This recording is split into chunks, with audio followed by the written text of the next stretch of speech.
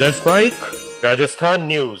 नमस्कार, मैं अरिंदम और आप सुन रहे हैं लेट्स माइक राजस्थान न्यूज। चलिए नजर डालते हैं आज की हेडलाइंस पर। आदिवासी दिवस से पहले नरेश मीणा का बयान, कंवरलाल मीणा की रिहाई को लेकर समाज से की अपील।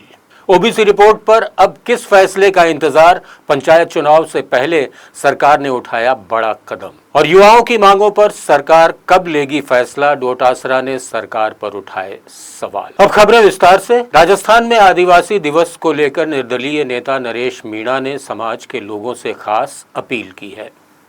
उन्होंने कहा कि 9 अगस्त को मनाए जाने वाले विश्व आदिवासी दिवस पर उनकी रिहाई की मांग करने के बजाय समाज कंवरलाल मीणा की रिहाई के लिए आवाज उठाए। नरेश मीणा ने कहा कि कंवरलाल मीणा लंबे समय से जेल में हैं और उन्हें न्याय दिलाने के लिए समाज को एकजुट होकर प्रयास करना चाहिए। उन्होंने राज्यपाल से भी कंवरलाल मीणा को माफी देने की मांग करने की बात कही।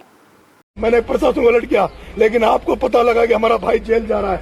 आप इतनी तादाद में आए हो, मेरी माँ ने रोते हुए भेजा है, मेरा बेटा बाहर है। मेरे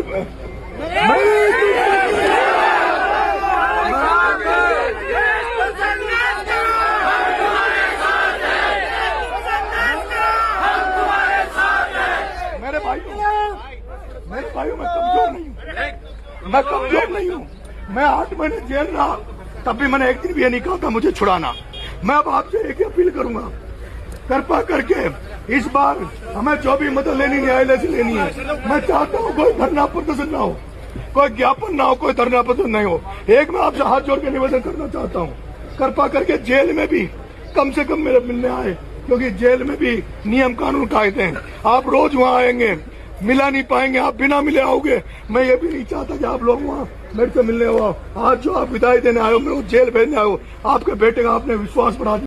राजस्थान में ओबीसी आयोग की रिपोर्ट को लेकर शिक्षा मंत्री मदन दिलावर ने कहा कि ओबीसी आयोग अपनी रिपोर्ट सरकार को सौंप चुका है। उन्होंने बताया कि सरकार रिपोर्ट का विस्तृत अध्ययन कर रही है। रिपोर्ट के सभी पहलुओं पर विचार करने के बाद सरकार नियमानुसार अंतिम उचित निर्णय लेगी। ओबीसी आयोग ने अपनी रिपोर्ट सौंप दी सरकार को, सरकार उसका अध्ययन कर रही है।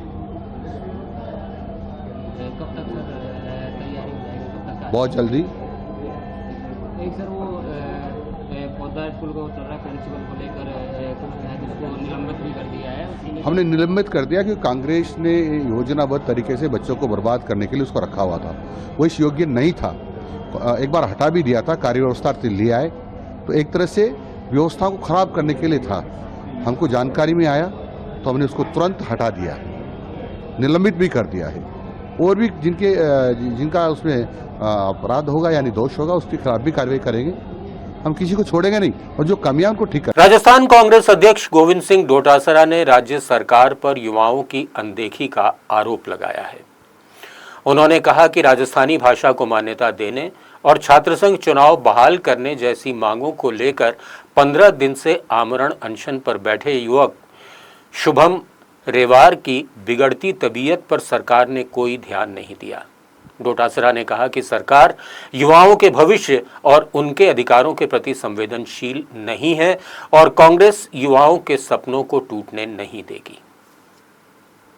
हमने पहली बार देखा कि इतनी संवेदनहीन सरकार है, जो एक नौजवान छात्र 14 दिन से भूख हड़ताल किए बैठा है और उसकी मांग क्या है। ये वही मांग है जिसके लिए भारतीय जनता पार्टी पिछली बार 5 साल तक यही चर्चा करती रही कि राजस्थानी भाषा को मान्यता मिलनी चाहिए। हमेशा हमेशा से जब से बीजेपी वोट लेना शुरू किया तब से ये डिमांड करती रही है। घनश्याम तिवारी जी को हमने जोर जोर से बोलते सुना है। छात्र संघ चुनाव होने चाहिए, ये पिछली बार ये भारतीय जनता पार्टी की इस नेताओं की डिमांड थी।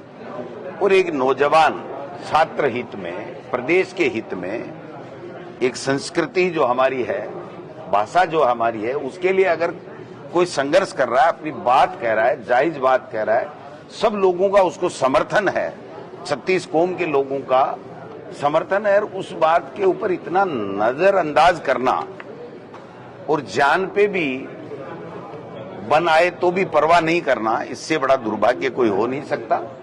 ये सरकार अपने विवेक से नहीं चल रही है, ये पर्चियों से चल रही है। इनके पास में पर्ची कोई टेंडर देने की आती है बड़े लोगों के लिए, इसके अलावा पर्चियां इनकी आती नहीं है और इनका विवेक कोई काम करता नहीं है। आज दिन में पूर्व मुख्यमंत्री अशोक गहलोत साहब आकर के गए, उन्होंने रिक्वेस्ट किया, पानी भी वापस पिलाया। परिसीमन बिल पर राजस्थान भाजपा अध्यक्ष मदन राठौड़ ने कहा कि सरकार जनहित और जनसंख्या के समान वितरण के आधार पर लोकसभा और विधानसभा का परिसीमन करना चाहती है। उन्होंने कहा कि महिलाओं को उचित प्रतिनिधित्व मिलना चाहिए और पुनर्सीमांकन से विकास और प्रशासनिक व्यवस्था को मजबूती मिलेगी। और equal distribution of population basis पर विधानसभा और लोकसभा का परिसीमन होना चाहिए, ये सब सरकार सोचती है। और दूसरा देखिए, कई क्षेत्रों में मांग उठी थी छोटे राज्यों की। क्यों उठी थी? कि छोटा राज्य होगा तो विकास के मार्ग प्रशस्त होते हैं, आसानी से विकास होता है, संभाल होती है, देखरेख होती है। ऐसे ही विधानसभाओं का और लोकसभा का यदि पुनर्सीमांकन हो तो उसमें मैं सोचता हूँ कि हित ही होगा, जनहित ही है। जयपुर में आर्थिक रूप से कमजोर सवर्ण वर्ग को 10% आरक्षण की मांग को लेकर 9 अगस्त को जयपुर में सवर्ण समाज महापंचायत करेगा। महापंचायत में आंदोलन की आगामी रणनीति तय की जाएगी और मुख्यमंत्री के नाम ज्ञापन सौंपा जाएगा। समाज ने चेतावनी दी है कि यदि मांगे नहीं मानी गई तो पंचायत और निकाय चुनाव में सरकार के खिलाफ नाराजगी दिखाई जाएगी।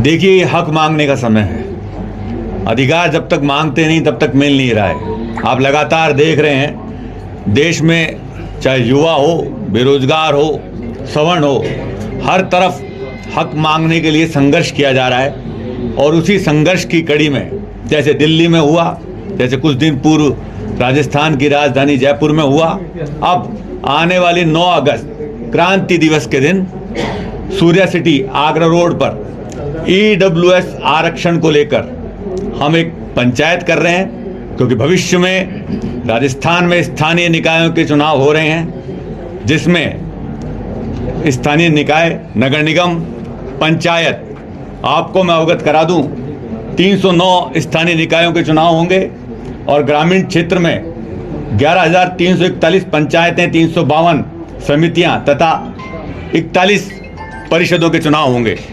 सीधा जयपुर में नर्सिंग अफसर और ANM भर्ती मेरिट और बोनस अंकों के आधार पर कराने की मांग को लेकर 3 संविदा नर्सिंग कर्मी जयपुरिया अस्पताल परिसर की पानी की टंकी पर चढ़ गए। पुलिस और सिविल डिफेंस की टीम मौके पर पहुंचकर उन्हें सुरक्षित नीचे उतारने का प्रयास कर रही है, जबकि टंकी के नीचे एहतियातन सुरक्षा जाल लगाया गया है। संविदा नर्सिंग साथियों को मेरा सादर नमस्कार। साथियों, आप सभी को भली बात बताया कि पिछले 2 साल से लगातार अपन मेरिट प्लस बोनस की मांग को लेकर लगातार सरकार के अधिकारियों और मंत्रियों से लेकर सभी तक अपने मांग पहुंचाई, लेकिन अपनी मांग को पिछले 2 साल से अनदेखा किया जा रहा है। विगत 2016, 2018, 2023 की बात ही हमारी मांग यही है सरकार से कि हमारी आगामी भर्ती मेरिट प्लस बोनस से जारी किया जाए, लेकिन कहीं ना कहीं हमें हमारा भविष्य अंधकार में दिखाई दे रहा है। इसलिए आज हम सभी लोग इसलिए निर्णय लिया है कि जब हमारा भविष्य जीवन दांव पे लगा हुआ होगा तो ऐसे जीवन का करना क्या है। तो आज हमने ये डिसाइड किया है कि समस्त राजस्थान के नर्सेज इस मुहिम में हमारा साथ दें और जो हमारी मांग है उसको सफल बनाएं। हम पानी की टंकी पर चढ़ चुके हैं साथियों, और आपका ये है कि आप साथ दो हमारा, हमने हमारा। मैं अरिंदम, लेट्स माइक स्टूडियो से जुड़े रहिए हमारे साथ राजस्थान न्यूज में। रोज शाम 4 बजे सुनिए नॉन स्टॉप न्यूज। रेडियो पर सुनने के लिए डाउनलोड करें लेट्स माइक। आप सुन रहे थे let's mike more than radio. Follow कीजिए हमें हमारे सोशल मीडिया प्लेटफॉर्म्स पर।